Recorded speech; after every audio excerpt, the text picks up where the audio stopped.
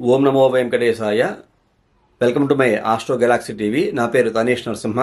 ఈ 2025 సంవత్సరంలో విశాఖ నక్షత్ర జాతకులకి ఏ విధమైన ఫలితాలు ఉండబోతున్నాయి అనే ప్రశ్న కనుక చేస్తే, ఈ 2025 సంవత్సరంలో విశాఖ నక్షత్ర జాతకులకి చాలా అద్భుతమైన ఫలితాలు ఉండబోతున్నాయని చెప్పుకోవచ్చు. కాకపోతే ఈ విశాఖ నక్షత్రాన్ని త్రిపాద నక్షత్రంగా చెప్పుకుంటూ ఉంటాం.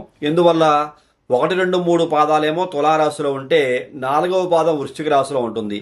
ఇలాంటి త్రిపాద నక్షత్ర జాతకంగా చెప్పుకున్నటువంటి యొక్క విశాఖ నక్షత్ర జాతకులకి ఓవరాల్గా రిజల్ట్ అయితే చాలా చాలా బాగా ఉందని చెప్పుకోవచ్చు. కుటుంబం అంతా కూడా చాలా సుఖ సంతోషాలతో జీవించేటువంటి మహత్తర అవకాశము ఈ 2025 సంవత్సరంలో విశాఖ నక్షత్రం వారు పొందబోతున్నారు.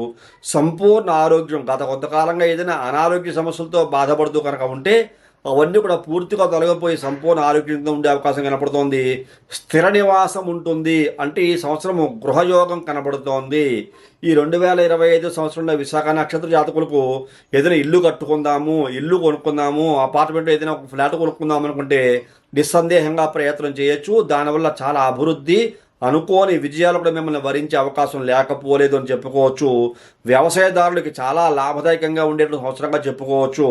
అద్భుతమైన అవకాశాలు ప్రతి రంగంలో ఉండేటువంటి వ్యక్తులకి ఇక విశాఖ నక్షత్ర జాతకులకి రాబోతూ ఉన్నాయి. అన్నింటా విజయాన్ని సాధించే అవకాశం, సమస్తమైన శుభవార్తలు వినేటువంటి మహత్తర అవకాశం విశాఖ నక్షత్ర జాతకులు ఉండబోతోంది. కుటుంబం కూడా చాలా సంపూర్ణమైన సుఖ సంతోషాలతో జీవిస్తూ ఉంటారు.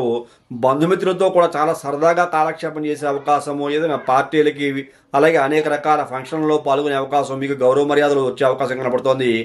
ఆకస్మిక ధనయోగం కనబడుతోంది. మీరు అనుకోకుండా ఊహించుకోకుండా మీకు ధనయోగము, ధనలాభము, లక్ష్మీ కటాక్షము ఉండబోతోంది అని చెప్పుకోవచ్చు.